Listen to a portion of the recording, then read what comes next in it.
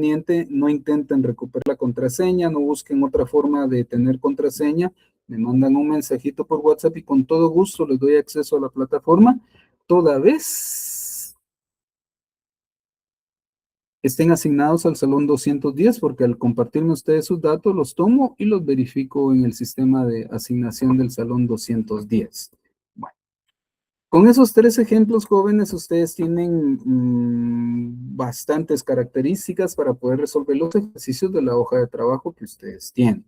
Vamos a seguir avanzando con el siguiente tema. Conversión de números decimales a una fracción.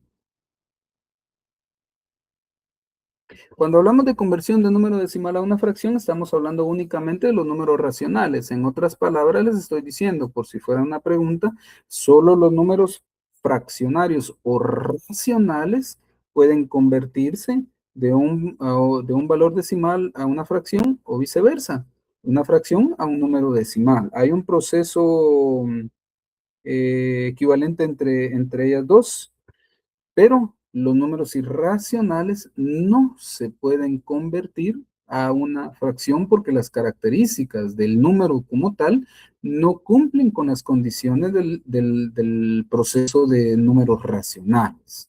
Veamos el primer ejemplo. Me pide convertir 0.5 a una fracción. ¿Qué es lo que voy a hacer para convertir ese 0.5 a una fracción? Bueno, primero consideremos que hay que formar una fracción. A partido B. A va a ser el valor que coloque como numerador y B va a ser el denominador. ¿Cómo coloco el valor de A? El valor de A es el valor que existe en la parte decimal. Como solo existe el 5, este número que tenemos acá le vamos a llamar un decimal exacto. ¿Por qué exacto? Porque luego de esa cifra ya no existe otro número diferente de él, mayor a 0. Por lo cuanto no hay más que poder tomar. Sí, yo sé que ustedes saben que después del 5 pueden existir una infinidad de ceros. Pero los ceros a la derecha de este número que tenemos acá son irrelevantes. No significa nada ni le va a afectar su valor. Por lo tanto, no hay necesidad de pensar que aquí hay un cero, hay 2 ceros, 3 ceros, no. Son irrelevantes, no hay necesidad de ello. Solamente se coloca el 5 y lo voy a llamar un decimal exacto. Tomo la parte decimal exacta, la coloco como numerador de esa fracción. Como es un decimal exacto, en el denominador voy a colocar lo siguiente. Por ser exacto, coloco la unidad y voy a colocar tantos ceros como cifras haya colocado en el numerador. Si solo coloqué una cifra, coloco un cero. Si hubiera colocado 2 cifras en el numerador, 2 ceros. Si ese decimal exacto hubiera tenido 3 cifras, coloco 3 ceros. Pero es un decimal exacto de una cifra, entonces coloco un cero. Los ceros van únicamente cuando tenemos decimales exactos. Realizo la operación para reducir esta fracción. Sabemos que tienen quinta parte el numerador y denominador, entonces lo reduzco en su quinta parte. La quinta de 5 es 1 y de 10 es 2. Si esta fracción ya no se puede reducir, entonces esa es la respuesta correcta y final para ese ejercicio. Un decimal exacto. ¿Preguntas?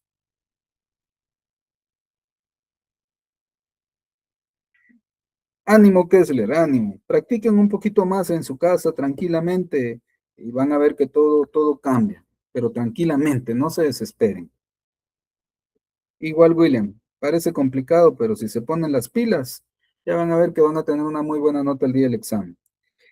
Selvin, en este caso, mire, le puedo decir que sí puedo utilizar otro método para resolver, ¿qué es lo que estábamos viendo? Recuérdenme, no, lo de las propiedades de los números reales, solamente el procedimiento que les mencioné. Si usted se refiere a otras propiedades, si la propiedad aplicada es la correcta, usted la puede utilizar, una propiedad conmutativa, una propiedad asociativa, una propiedad, bueno, clausurativa, solo porque el nombre existe y ha quedado. Si alguna de esas propiedades se puede aplicar, no hay ningún inconveniente. ¿Por qué mencioné solo las que describimos? Porque son las que considero que es el procedimiento más sencillo de utilizar. Pero si ustedes quieren aplicar otro proceso con otras propiedades, está sujeto a mayor revisión para determinar si la propiedad que está utilizando es la correcta y si los procesos desarrollados son los correctos. En ese proceso de conversión, si usted se recuerda cómo aplicar lo que son las décimas, las centésimas, las milésimas, puede aplicar el mismo, que son de los procedimientos solo más conocidos o utilizados. En cuanto a venir y decirle a la calculadora, tengo ese decimal, conviértelo a fracción. Si solamente presenta la respuesta, no va a tener el punteo porque el examen indica, si es presencial, deje constancia de los procedimientos utilizados y debe mostrar los pasos que se necesitan para desarrollar. Entonces, mucho ojo y lean bien, bien y tranquilamente lo que el examen pida, por favor. A la orden. Ejemplo 2. Observen que este ejemplo 2, perdón que aquí dice sí, sigue diciendo 1, se me olvidó corregir esa parte, pero ese es el 2. La parte decimal no es exacta, porque se repite el 3, 1, 2, 3, una infinidad de veces. El único número que se repite acá es el 3. Aunque ustedes me digan, pero 3 no es igual que 33. Sí, tiene toda la razón. En valores enteros el 3 no es igual a 33, ni tampoco punto 3 con punto 33. Pero para efectos de la conversión decimal, no es relevante si ustedes toman 2, 3, 3, 3, 4, 3, 5, 3. No, no tiene ninguna relevancia. Por lo tanto, si es un único número el que se repite acá, tómenlo una sola vez. El procedimiento sería, formo una fracción, en el numerador coloco solo un 3, porque es el único número repetido. Cuántas miles o millones de veces que aparezca el 3, ¿para qué van a escribir una cantidad así? Si solo el 3 es el valor que se repite, tómenlo una única vez. Y en el denominador, por ser un número decimal con parte periódica, es decir, se va a llamar parte periódica aquellos números que se repiten una y otra vez. Aquí el 3 se repite muchísimas veces, entonces el 3 es una parte periódica. La parte periódica 1 es el primer 3, la parte periódica 2 sería el segundo 3, la parte periódica 3 el tercer 3 y así sucesivamente. Sí, si alguien quiere trabajar 33, agarre el 33. Si alguien quiere 3333, agárrelo, tómelo. Al mismo resultado vamos a llegar, solo que van a ser más procesos de reducción de esa fracción. En cambio, si solo lo tomo el 3 y lo divido dentro de 9, voy a tener la misma respuesta que cualquiera de los otros procesos. El 9 se utiliza cuando el decimal es periódico. Se utiliza cuando el decimal es periódico. ¿Por qué utilizo el 9? Porque ninguno de los otros números, dígitos, si lo queremos ver así o de esa manera, al dividir a un número nos va a dar exactamente el valor decimal que nos están dando. Si yo lo divido entre de 8, no me va a dar punto 333 periódico. Si lo divido entre 5, tampoco me va a dar ese valor decimal. Si lo divido entre 2, tampoco. El único número que permite alcanzar ese resultado es el 9. Entonces, reduzco la fracción. Ambos valores tienen tercera. La tercera de 3 es 1 y la tercera de 9 es 3. Si esta fracción ya no se puede reducir, entonces ese es el resultado final. ¿Preguntas? Muchísimas gracias, Edwin y Valeria, a la respuesta de la compañerita. ¿Sí? Disculpe. Permítame, licenciado. Creo que se me confundió un poco ahí cuando apareció el 9, no lo entendí. Claro, vean, pues, vean. Es sencillo. En el numerador siempre coloco la parte decimal. Voy a tomar un solo 3 porque es el único número que se repite. Cuando mi decimal tiene una parte periódica, es decir, que existe uno o dos dígitos que se van a repetir una y otra vez, lo voy a dividir con 9. El 9 se utiliza cuando es un decimal periódico. Ya vamos a ver otros ejemplos. Cuando es un decimal periódico, utilizo 9. Ya aquí ya solo me resta reducir la fracción. Obtengo la tercera de ambos valores, es equivalente a un tercio. Y si ya no se puede reducir, esa es la respuesta final. ¿Preguntas? ¿Dudas? Ok, gracias, licenciado. A la orden, Valeria.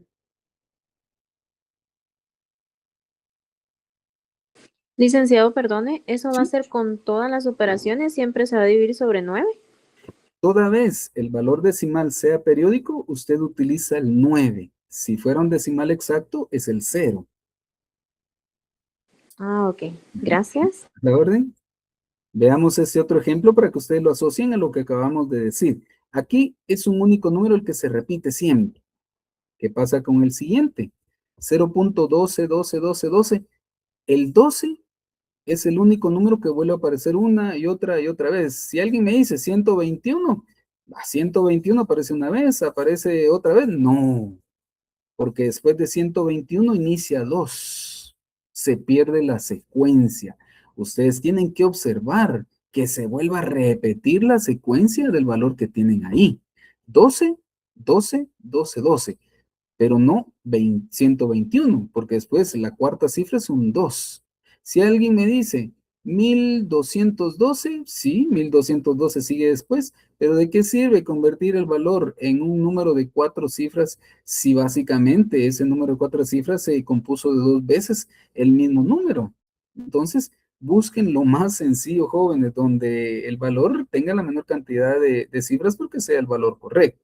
Bueno, entonces formo mi fracción.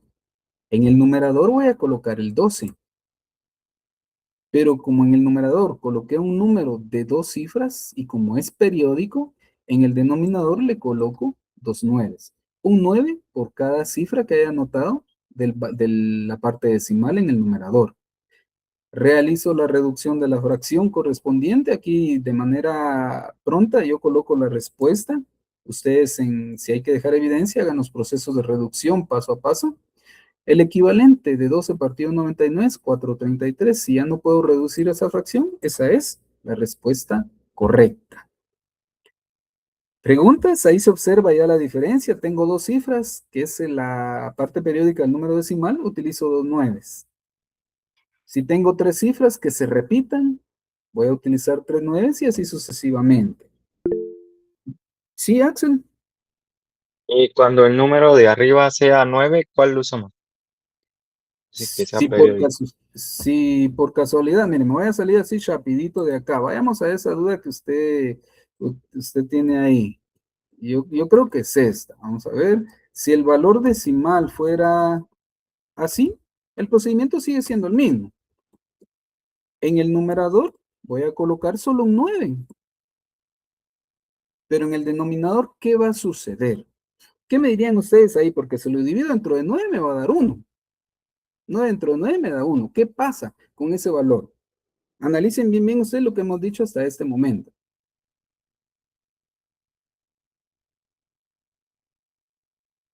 ¿Qué me dicen? Imagínense que este fuera el ejercicio de examen.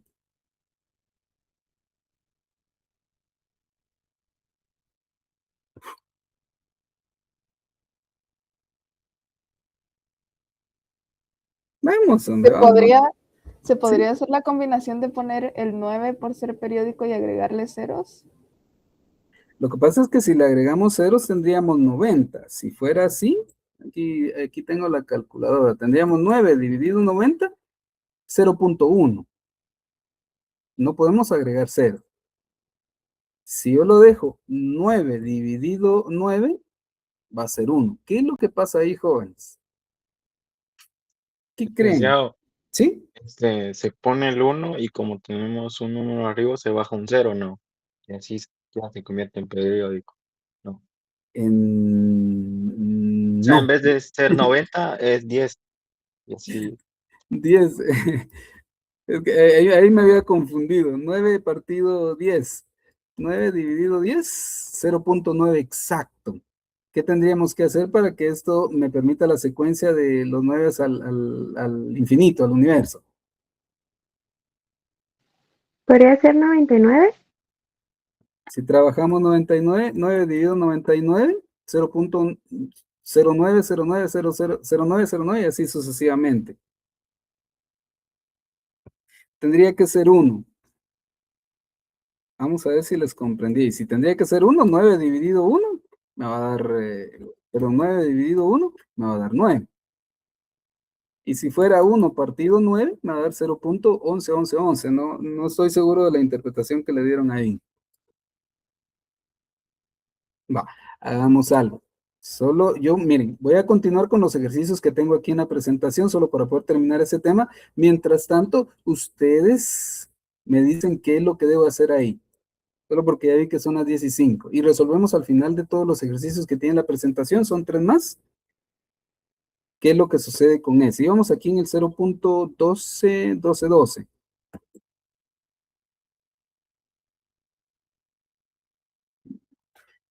Veamos este que tiene 3 cifras. 0.256, 256, 256 periódico. Los puntos suspensivos van a indicar que hay una periodicidad continua, es decir, que las cifras que hemos determinado como periodo son las que se van a repetir una y otra vez, una infinidad de veces. Entonces no necesito escribir muchas veces el 256, sino que puede ser unas 2 o incluso una o las 3 que tengo acá, y luego los puntos suspensivos y se asume que es continua la repetición. Entonces, la forma de resolverlo es la misma.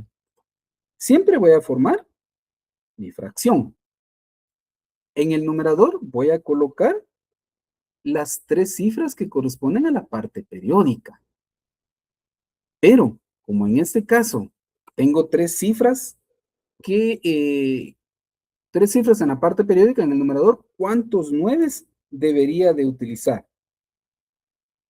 3, 3 9, sí. ¿seguros? Sí, Correcto. 3 9, así de sencillo. ¿Puedo reducir esa fracción o esa fracción es irreducible?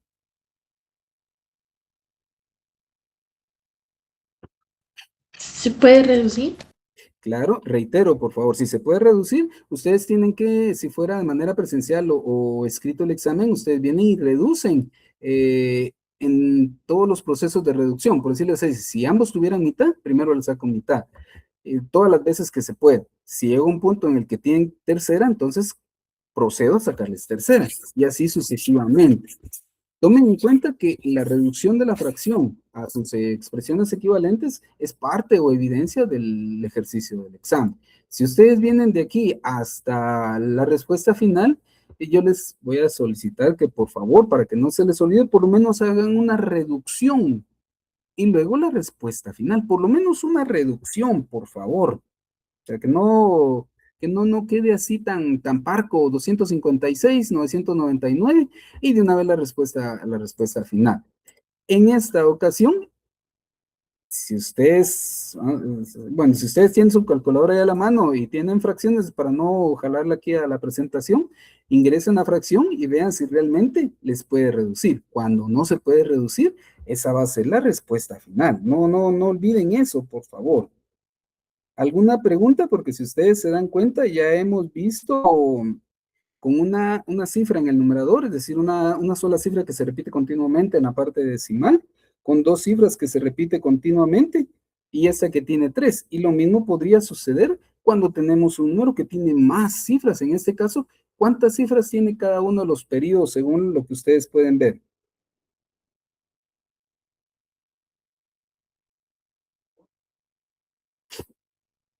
6, no. Contemos. Vamos a ver, 42, 85, 71, 42, 85, 71, y ese es el periodo que se repite acá. 42, 85, 71 tiene 6 cifras, entonces vamos a utilizar 6 nueves en la parte del denominador. ¿Se puede reducir esta fracción?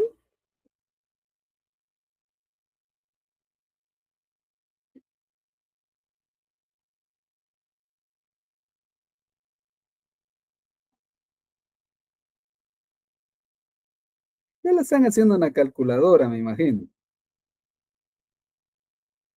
Esa sí se puede reducir. Ahí es donde les digo, por favor, si se puede reducir, por lo menos hagan una reducción en su mitad, en su tercera, cuarta, quinta, sexta, séptima, novena, el valor que corresponda, que divida los dos al mismo tiempo. Si se puede reducir, hagan un proceso de reducción. Y luego de ese proceso de reducción, ustedes ya pueden mostrar la última fracción equivalente. ¿Por qué? La calculadora, si ustedes ingresan esta fracción, automáticamente lo lleva a 3/7. Yo solo les pido una reducción más. Si tiene mitad, ustedes calculan la mitad. Si tiene tercera, calculan la tercera. Es así como esto que tengo acá. Miren, le voy a... Aquí está reducción. Es esta de aquí arriba. Tiene tercera. Bueno, entonces por lo menos aplíquenle una vez la tercera. Y luego muestren la respuesta final que era 3/7. Si alguien quiere hacer otro proceso de la tercera, pues háganlo. Les pido por favor, si hay que dejar evidencia en papel porque hay que subirla o porque se hizo de manera presencial, por lo menos una sola vez. Una sola vez que ustedes hagan el proceso de reducción y luego la respuesta final, ahí estaríamos ya completos. Entonces regreso acá. Esa fracción solo se puede, sí se puede reducir, pero la última fracción equivalente es 3/7. Y esa es la respuesta final. Por último, en el caso de esta conversión de decimales a fracción, este valor que tiene parte entera y tiene una parte decimal exacta. Solo que ahí es muy importante que ustedes consideren que la parte decimal exacta tiene ceros después del punto y antes de las cantidades mayores a cero. Acá no se pueden omitir los ceros como cantidad. En el proceso sí se va a poder omitir porque el proceso no lo va a requerir. Entonces, siempre mi fracción, tomo el número en completo, el número completo, entero y decimal. Como es un decimal exacto, siempre lo divido por la unidad y tantos ceros como cifras tenga la parte decimal exacta. ¿Tiene 4 cifras? Agrego 4 ceros. Y luego divido. Si se puede reducir, se reduce. Si no es reducible la fracción, entonces ese valor que tengo ahí sería la respuesta final. Entonces, entre los ejercicios ahí mencionados, jóvenes, hay algunas variantes que ustedes deben de considerar, por favor. Deben de considerar mucho, mucho, mucho cuando vayan a convertir un decimal. Preguntas acá y si no, hablamos de lo que tengo en el Word, allá en el Word. Dudas.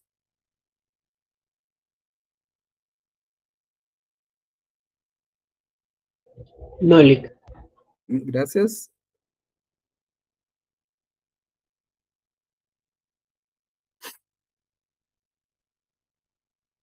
Bueno, voy a salirme de esta presentación, por favor.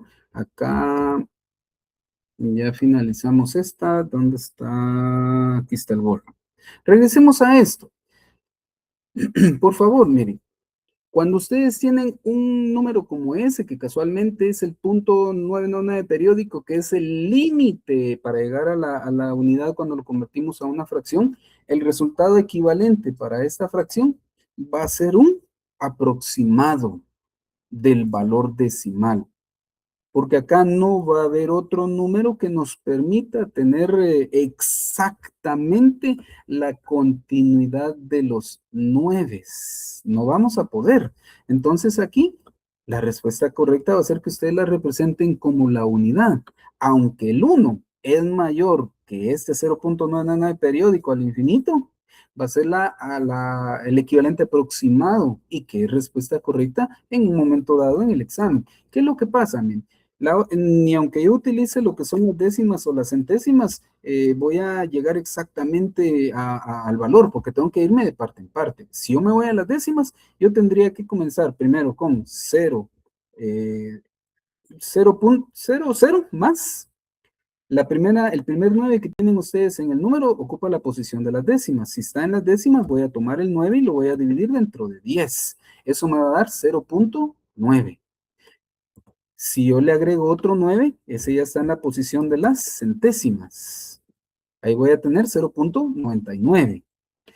Si yo le agrego otro 9 más y así sucesivamente, según la posición que tenga en ese valor decimal, voy a ir formando de uno en uno los 9 que tengo acá de forma exacta. Pero no voy a tener un número que divida el 9 para que me dé exactamente el 0.9999 al infinito. Por lo tanto, exclusivamente en este caso, ustedes pueden venir y colocar como respuesta final, que es aproximadamente 1, y les daría los puntos correspondientes para ese valor. Entonces, esos son casos sumamente especiales que si lo vemos de esta manera, si lo vemos por ecuaciones, lo vemos por sucesiones o progresiones o límites, eso lo van a ver ustedes en matemática 2, no van a encontrar exactamente este valor. Entonces, es válido venir y anotar aproximadamente 1 como resultado de este valor decimal. Entonces ahí les hago esa aclaración para que ustedes no se vayan a torturar, no se vayan a, a complicar la vida, tampoco pueden anotar ahí no tiene respuesta, porque si hay respuesta, aunque sea aproximada, es una de las formas en que ustedes van a representar ese resultado. Preguntas, jóvenes, dejo eso así sin remarcar por si se quieren quedar con la captura. Vamos a ver, creo que habíamos hecho 3A. No, la primera no, porque entonces lo dan por sentado. ¿Alguna duda? ¿Alguna pregunta?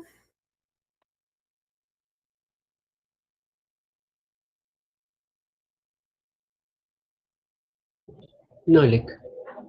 Muchísimas gracias. Bueno, entonces voy a finalizar esto que tengo en el board. Déjenme ver qué horas son, 10:16. Ah, pues chicas, ustedes qué rápido se pasa el tiempo. Bueno, vamos a ver. Vamos a ver.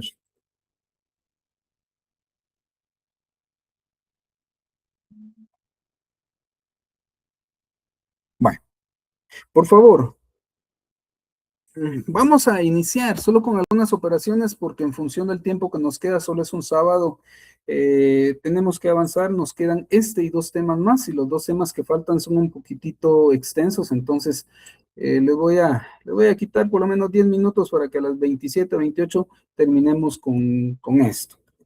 Avancemos hacia las operaciones combinadas con números reales. Es muy importante, por favor, que ustedes recuerden en todo momento el orden o la jerarquía que tienen los signos de operación y los signos de agrupación. Si hablamos de los signos de operación, cuando ustedes tengan una operación combinada, no es este el caso, pero cuando la tengan, lo primero que hay que resolver en ese tipo de operaciones es lo que está afectado por raíces y exponentes. Luego, lo que tiene divisiones y multiplicaciones, y finalmente llego a lo que es suma y resta. Esa es la jerarquía de las operaciones. Pero si voy a las agrupaciones, primero resuelvo lo que debiera o lo que está entre llaves, luego lo que está en corchetes y luego lo que está en paréntesis, pero con la salvedad de que los ejercicios de examen de la hoja de trabajo, los ejemplos, no siempre mantienen ese orden. A veces solo aparecen paréntesis, como en este caso, a veces aparecen corchetes y uno se dice, pero ¿por qué corchetes? Y lo primero que debería aparecer son paréntesis. A veces así sucede, porque son las formas de expresar las operaciones que hay que hacer. Y a veces tenemos llaves y paréntesis, y bueno, ¿y qué pasó con los corchetes? Pero por favor, cuando tengamos varias agrupaciones o agrupaciones dentro de otras agrupaciones, primero resuelvan desde dentro hacia afuera y mantengamos un orden para mantener un equilibrio. Operen de izquierda a derecha.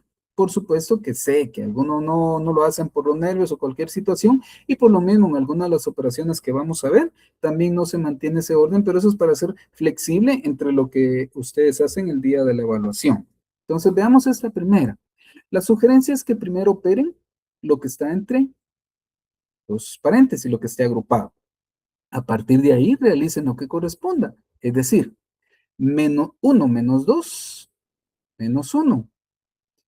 6 menos 3 son 3, 3 menos 1 son 2 y 2 más 4 son 6. Ya eliminé los signos de agrupación, ya eliminé las operaciones básicamente en los signos de agrupación. Ahora elimino los signos de agrupación. Debo afectar el valor que está dentro por el signo que está afuera, o si hubiera algún valor por lo que esté fuera de los paréntesis. Acá solo tengo signos. Multiplico signos. Menos por menos me da más 1, eliminé paréntesis. Menos por más 6 me da menos 6 y eliminé paréntesis. Continúo operando lo indicado. 6 más 1 son 7. 7 menos 6 es 1. Respuesta correcta es 1. Solo veamos este siguiente ejemplo. 4 por 3 por menos un cuarto. La forma más sencilla de pensar cuando tengo valores enteros y fraccionarios es que los valores enteros van a multiplicar de forma directa solo al numerador y el resultado de esa multiplicación lo divido con el denominador. Es decir, 4 por 3 por menos 1 dividido 4. 4 por 3, 12 por menos 1 son menos 12 partido 4. Y 12 partido 4 son menos 3. ¿Preguntas? No, me perdió ahí un Dale. poco en este segundo ejemplo, Lick. Va, volvamos acá al inicio. Gracias por la otra persona que había respondido. Cuando tengo valores enteros multiplicados al mismo tiempo y con fraccionarios, piensen de la siguiente forma. Los valores enteros se multiplican directamente con el numerador de esa o de las fracciones que hayan, en línea recta. Pensémoslo solo así de esa manera. Siendo así, 4 por 3 por menos 1, dividido 4. 4 por 3 por menos 1 son menos 12, dividido 4, y menos 12 dividido 4 son 3, negativo. No sé si resuelvo esa duda. Sí, ya me quedó claro. Gracias, Lick. A la orden. Por favor, en el material, solo porque quisiera avanzar a un tercer o cuarto ejercicio, vamos a ver. Sí me gustaría que ustedes vean que en el material hay otras dos formas de resolverlo. Analícenlo tranquilamente ya en su casa, porque vamos a repetir el mismo ejercicio, pero eso sí quisiera que ustedes lo analizaran en su casa. Donde convertimos los valores enteros a fraccionarios y en las fracciones se multiplican numeradores dividido la multiplicación de los denominadores. Entonces vamos a llegar siempre al mismo resultado. Y también hay otra forma de resolver ese mismo ejercicio. Convertir los valores enteros en fracciones de denominador igual a la única fracción que tenía ahí. Entonces se multiplica el denominador por los valores enteros y se divide dentro del mismo denominador.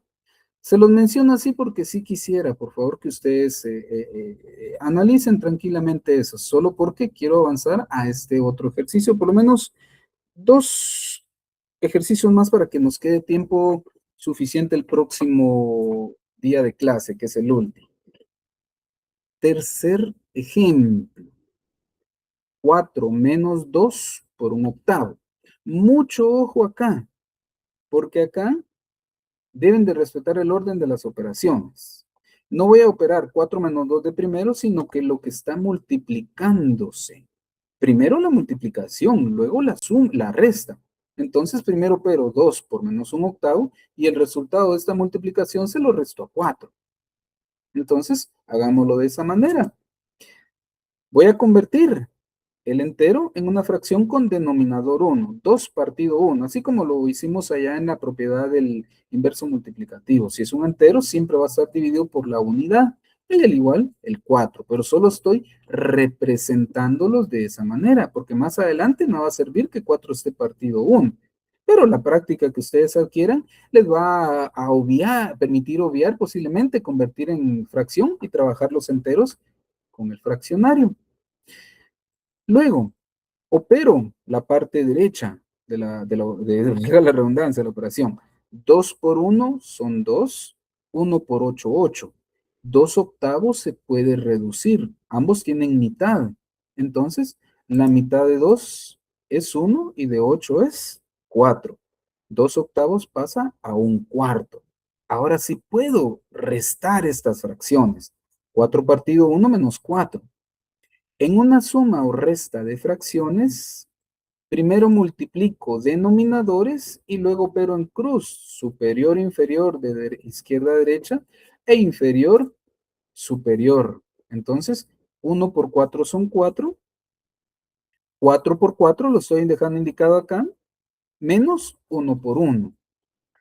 4 por 4 son 16, menos 1 por 1, 1, partido 4. Resto los valores en el numerador, 16 menos 1 son 15, partido 4. Esta fracción ya no se puede reducir, por lo tanto, esta es la respuesta final. Por favor, ¿alguna pregunta del ejemplo 3?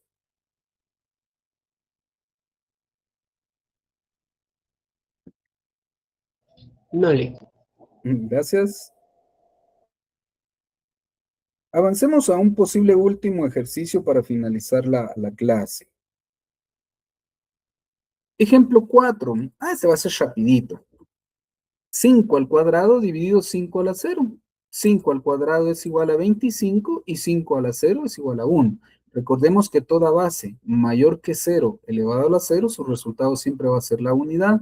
Si hubiera estado 20 a la 0, 1.000.000 a la 0, 1.000 a la 0, el número que sea, pero elevado a la 0, su resultado siempre va a ser 1. Y 25 dividido 1 es 25. El último, y creo que ahí nos vamos a quedar. Un cuarto elevado al cuadrado dividido 1000 elevado a la 0. Cuando un fraccionario está elevado a un exponente, puedo venir y afectar el exponente primero al numerador y después al denominador. Es decir, yo puedo venir y colocar 1 al cuadrado dividido 4 al cuadrado. 1000 a la 0 es 1. Afecto el exponente del fraccionario. 1 al cuadrado es 1.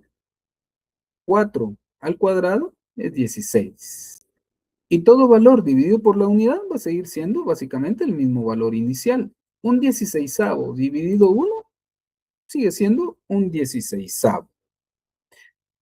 ¿Preguntas? ¿Dudas?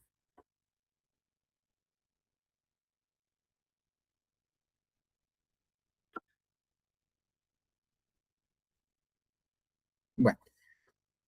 Finalicemos con el 6 y hasta ahí llegamos nada más. Solo hasta el 6. Ya no voy a avanzar más. 5 elevado a la 4 elevado a 3 cuartos. Un exponente elevado a otro exponente. Cuando tengo un exponente elevado a otro exponente, copio la base y multiplico los exponentes. Tomo el 4, solo lo convertí en fracción para que aparentemente pudiera ser más fácil al multiplicarlo por 3 cuartos. Multiplico 4 partido 1 por 3 cuartos. 4 por 3 son 12 y 1 por 4, 4. 12 dividido 4 es 3 y 5 elevado a la 3 es igual a 125. No vayan a multiplicar 5 por 3 y van a colocar 15, no. Aquí se multiplica 3 veces el valor de la base. 5 por 5 son 25 y 25 por 5, 125. ¿Alguna pregunta, jóvenes? Porque con ese ejercicio básicamente vamos a finalizar. No se vayan a retirar, por favor. En el material, les ruego que además de estudiar el ejercicio 2, analicen el ejercicio 6 porque hay otras dos formas de resolverlo. Ustedes analicen cuál de esas tres formas podría serles más sencillo y encontrar la respuesta a un ejercicio el día del examen. Se los dejo ahí entonces para el material. Con esto básicamente terminamos los contenidos de hoy.